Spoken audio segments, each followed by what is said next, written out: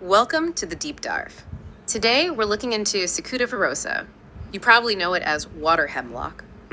Now, it has this sort of historical notoriety, but we're actually digging into how it's described in a specific foundational text, William Boeck's Homeopathic Materia Medica. Right. Our goal here is to pull out the really key details, the sometimes dramatic effects Boericke documented, and guide you through what this text says about its influence on the body and mind. Okay. So yeah, let's unpack this, see what we can find. Sounds good. And it's fascinating, just how incredibly detailed these old Materia Medicas are. Right. Especially for something like Cicuta. A Materia Medica, well, it's basically a big collection of symptoms linked to specific substances, often gathered from provings, where healthy people took the substance and recorded absolutely everything they felt. Every little thing. Pretty much. Yeah. So it gives you this window into a very specific way of looking at substances and symptoms, very observational. It's quite different from, say, modern pharmacology. Absolutely. And right off the bat, Boer flags Cicuta virosa's main action.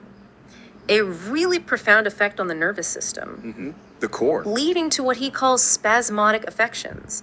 And the examples given are immediately quite dramatic things like hiccup, trismus. That's the lockjaw, right? Exactly, jaw clamped shut, and then tetanus and convulsions. So serious neurological impacts. Very serious. But what really jumps out is the description of the physical distortions. It mentions bending of the head, neck, and spine backwards, described as frightful distortions. The whole picture is painted as violent, with the person moaning and howling and doing absurd things. It sounds truly intense. It really does. And that intensity carries right over into the mental state described. Okay. It's not just confusion. Boericke talks about delirium with singing, dancing, and funny gestures, which sounds, almost contradictory next to the violence. Yeah, bizarrely so. But at the same time, there's this feeling where everything appears strange and terrible. A real disconnect. Exactly. And one of the strangest parts is this sensation of confounding the present with the past and feeling like a child. That's deeply unsettling. It is. And alongside that, you get things like a stupid feeling, melancholy with indifference, even being mistrustful. Yeah. It all seemed to tie back to that fundamental disruption of the nervous system. Makes sense. And you see this chaos reflected physically, especially in the head and face, linking back to those spasms. The text notes the head turned or twisted to one side and contracted cervical muscles, the neck muscles, right? Very tight. It also points to things like cerebrospinal meningitis and convulsions from concussion of brain as potential connections. So major head and brain involvement. Definitely. But here's where it gets really specific and interesting. The skin symptoms on the head and face. Okay. Thick yellow scabs and pustules, which run together forming thick yellow scabs on the face, head, corners of the mouth, chin, with burning pain. Oof. Sounds unpleasant. Yeah. Plus a red face and that disposition to brine teeth, which connects back to the trismus. Right. The jaw clenching. And then this detail is just odd. Head symptoms are apparently relieved by emission of flatus. Really? Yeah. That's remarkably specific. Isn't it, the level of detail they recorded? It is. Yeah. And that precision carries on when you look at the eyes and ears. Okay, what did they observe there? For the eyes, pupils dilated, insensible strabismus. So eyes might be crossed or turned without the person realizing. Objects might seem to recede, approach, and seem double. There's also eyes stare, and this odd note about pupils get behind upper lids as head inclines. Strange. And effects from snow exposure. Yes, specifically mentioned. And for the ears, difficult hearing. Sudden detonations, especially on swallowing, like loud pops or bangs. And very pointedly, hemorrhage from ears, bleeding. Wow. They really weren't missing much, were they? Seems like they tried to capture everything. And this continues down the body, right? Yeah. The throat and stuff. The throat is described as dry, feeling as if grown together. There are spasms of esophagus.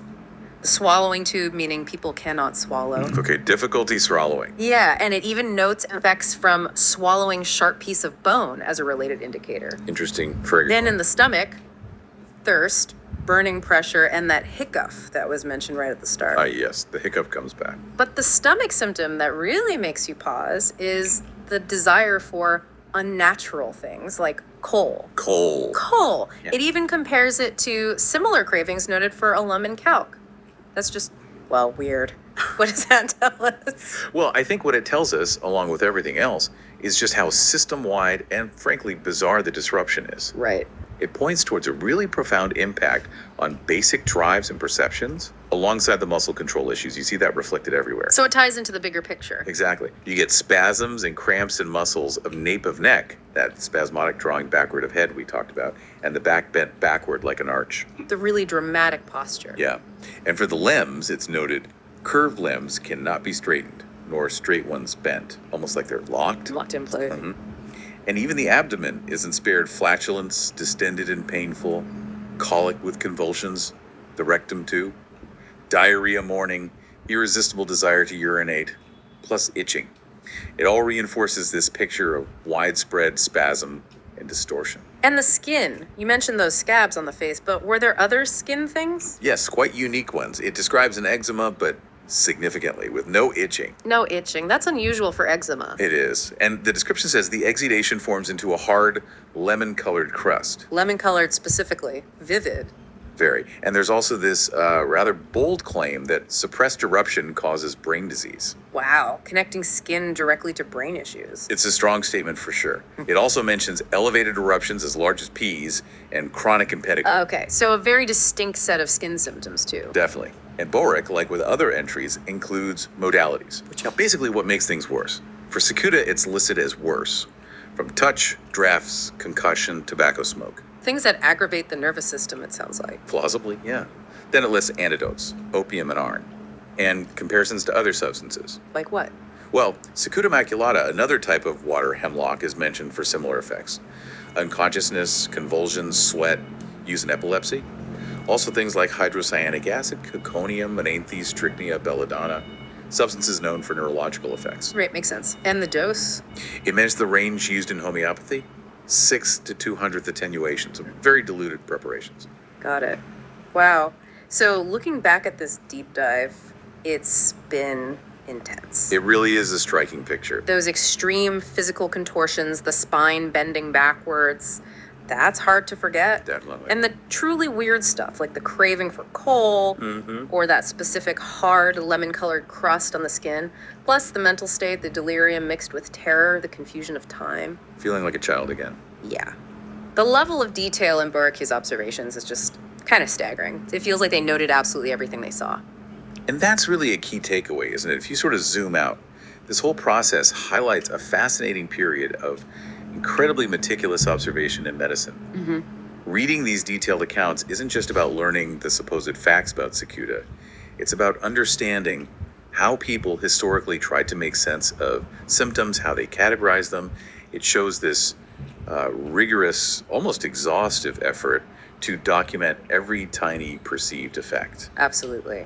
Which leads to a final thought, perhaps. Considering just how detailed and specific these observations were, what does exploring this tell us about human observation itself? Especially when we're trying to grasp really complex physical and mental phenomena, regardless of the scientific framework or tools available at the time. It's a good question to ponder. Something for you to think about. Thanks for joining us on this deep dive into the very potent world of Cicuta virosa.